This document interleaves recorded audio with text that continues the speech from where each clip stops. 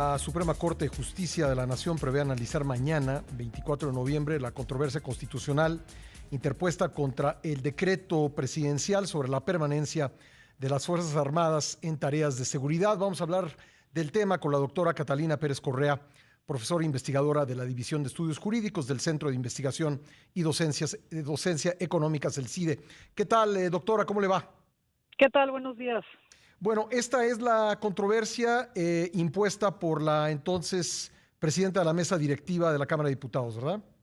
Así es una controversia que presentó la diputada, bueno, entonces diputada Laura Rojas, cuando era presidenta de la Cámara de Diputados, en contra del acuerdo por el cual se faculta a las Fuerzas Armadas realizar tareas que básicamente son conferidas a la Guardia Nacional y en el cual se extendió la atribución de la Guardia Nacional directamente a las Fuerzas Armadas. Y la diputada Laura Rojas en ese entonces presentó la controversia constitucional argumentando que lo que está haciendo el presidente es usurpar funciones que corresponden al legislativo.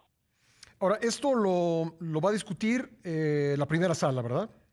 Pues en principio, ese es el proyecto que ahorita y como está puesto para discusión, la Corte lo que propone es no llevarlo al Pleno, que no haya una discusión pública, que no se entre al fondo del asunto y simplemente se decida en la sala, lo cual pues es bastante preocupante en el contexto de militarización que estamos viviendo en el país.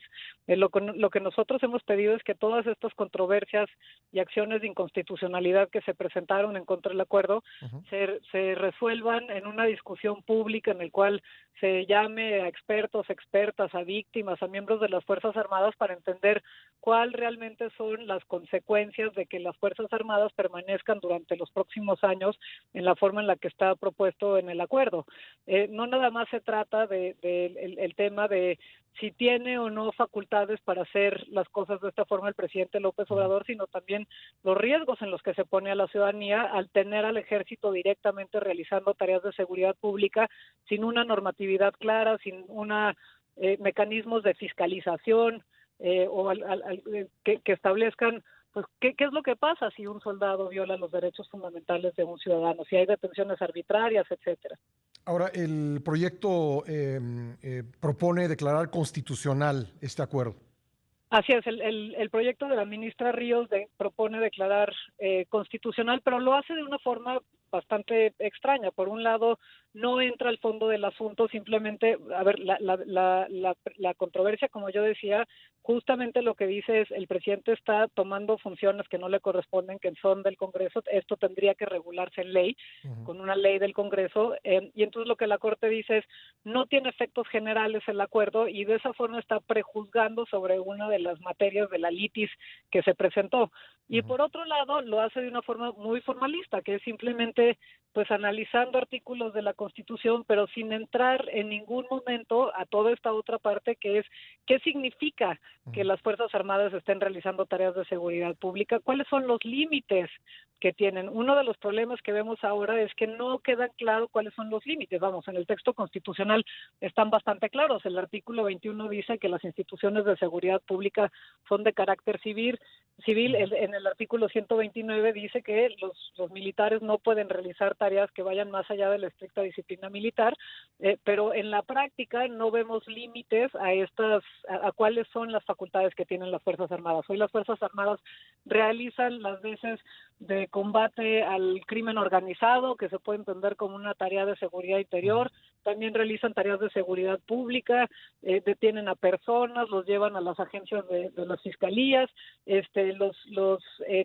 tienen ya funciones también en construcción de infraestructura, administración de programas sociales, bachilleratos militarizados, aplican vacunas, vamos, no hay límites realmente acerca de cuáles son las funciones. Y entonces me parece que la Corte tiene que establecer cuáles son estos límites y no pues simplemente dejar pasar esto como, bueno, no voy a entrar al fondo del asunto, no me voy a pronunciar. Sería muy importante que la Corte, así como lo hizo en el caso de la Ley de Seguridad Interior, ahora haga una discusión pública de cara, no nada más a la ciudadanía, sino también a los organismos de derechos humanos y a las agencias internacionales que han condenado a México por estar violando los acuerdos internacionales, teniendo a las Fuerzas Armadas como los estamos teniendo desplegados en el país, y que haya una discusión de fondo acerca de qué es lo que va a pasar con las Fuerzas Armadas, cuáles son los límites para el operar de las Fuerzas Armadas en el país. Esto nos tiene que llevar necesariamente, no sé si de manera estricta en el ámbito legal, pero creo que sí, desde el punto de vista del interés público, a ver cuál ha sido el resultado, porque siempre se ha planteado que la participación de los militares es temporal, pero ha acabado siendo definitiva, ¿no? Se ha quedado y creo que los resultados pues no son muy halagüeños. A ver, ahí creo que es un punto bien importante el que estás haciendo.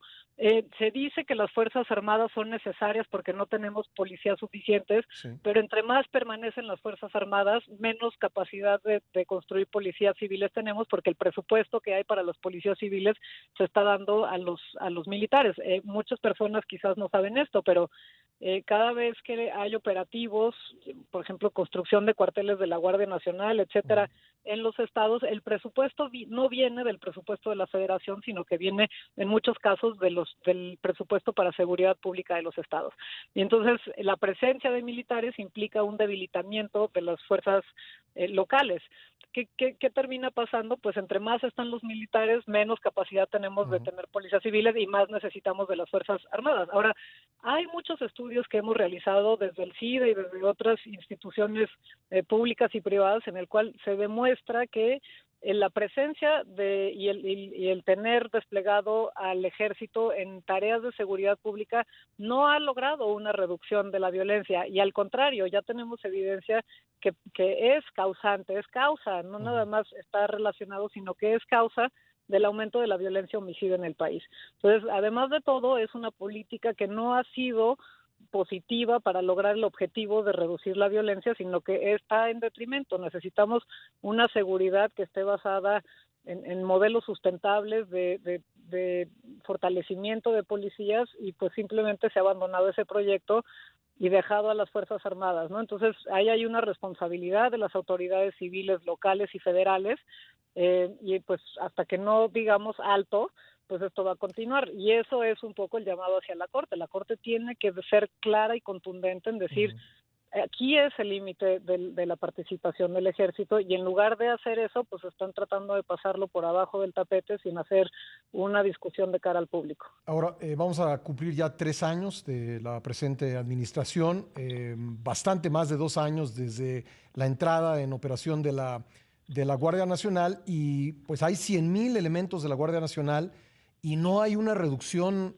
sustancial en el número de homicidios. Seguimos pues alrededor de los 3,000 o 2,800 homicidios mensuales, y no ha significado, por lo menos en los números, doctora, pues una reducción la presencia de la Guardia Nacional.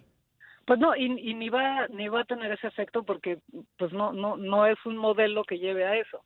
Creo que esa es una de las cosas que tenemos que entender, y hay una parte que es bien preocupante de todo esto. Se ha reducido la discusión sobre seguridad pública al crimen organizado y a las bandas de delincuencia. La mayoría de los delitos no van por ahí, no son de ese tipo, ¿no? Esos son los delitos que sí preocupan mucho a la ciudadanía, que están focalizados en ciertos municipios, pero la mayoría de los delitos que se cometen en el país son robo en transporte público, asaltos a transeúntes, robo a casa habitación, robo de coches o de autopartes, ¿no? Por ahí es eso. Y entonces lo que estamos haciendo hoy es poniendo un modelo de combate a la delincuencia organizada y tratando que a la vez asuma todas esas otras funciones que sí asumen las policías locales de alguna u otra forma, ¿no? Y entonces se están colapsando los distintos problemas de seguridad pública, pensando que todos los problemas son de crimen organizado, sin ver las diferencias que hay entre los problemas de seguridad en Chihuahua a los que hay en la frontera de Chiapas o los que puede haber en la Ciudad de México, ¿no? Entonces es bien problemático, no va a tener buenos resultados, ya lo vimos durante los últimos 15 años. No puede tener más que el resultado que está teniendo. No hay, si uno busca en los estudios sobre seguridad que existen en el mundo, no hay uno solo que diga vamos a desplegar a las Fuerzas Armadas porque ese es un remedio que aquí funcionó. No existe eso. Y entonces pues estamos atrapados en esta como trampa en el cual pues le damos más recursos a las Fuerzas Armadas para ver si ahora sí estamos tratando de civilizar a las Fuerzas Armadas y en eso estamos desnaturalizando la función y todo el carácter de las Fuerzas Armadas a la vez que estamos desapareciendo a las policías civiles. Que son las que tendrían pues que estar atendiendo los problemas de delincuencia común, que son la mayoría, como Así usted es, nos dice. así es. Bueno, pues vamos a ver qué sucede mañana en la primera sala. ¿Alguna indicación de cómo podrían votar los otros ministros el proyecto? Pues aún no sabemos. Lo que nosotros quisiéramos es que no se discute en la sala y se lleve al Pleno, Ajá. dada la importancia y la relevancia nacional que esto tiene. Pues nos parece un poco un fraude, una trampa que se esté tratando de resolver así sin mayor análisis, como decía yo, a todas las consecuencias que la resolución de la Corte va a tener para el país y para todos los que vivimos en este país. Aprobar este proyecto, ¿qué consecuencias tendría, doctora? Pues de entrada hay una parte en la cual pues está estableciendo que pueden permanecer los militares, digo, hay que ver el alcance ¿Indefinidamente? No, hay que ver qué es lo que decide la Ujú. Corte, pero si resuelve en un sentido, lo que puede ser es que se mantengan los siguientes 3 años sin regulación, sin subordinación a las autoridades civiles y sin mecanismos de fiscalización. Una de las cosas que hace el acuerdo, por ejemplo, es establece que cualquier indisciplina de las personas que están desplegadas realizando tareas de seguridad pública será resuelta por los órganos internos de las instituciones, es decir, de la Sedena o de la Marina. ¿Qué quiere decir esto? Bueno, que no se van a someter al régimen de indisciplina que tiene, por ejemplo, un miembro de la Guardia Nacional, sino que va a estar el fuero militar y con todo lo que eso implica en términos de pues que no haya rendición de cuentas, que no haya transparencia, que puede haber impunidad, etcétera. Es muy delicado porque se están estableciendo dos regímenes paralelos, además, para los miembros de las Fuerzas Armadas. Uno en el cual un soldado puede estar en la Guardia Nacional y tener un régimen disciplinario que es el que está establecido en la ley de la Guardia Nacional, y otro, el que se está estableciendo a través de este acuerdo, que pues no sabemos ni siquiera qué es porque no es público y no está establecido en ninguna norma pública. Ya.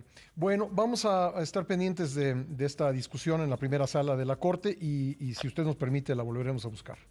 Claro que sí. Muchas gracias y buena mañana. Buena mañana. Gracias, la doctora Catalina Pérez Correa, profesora investigadora del CIDE.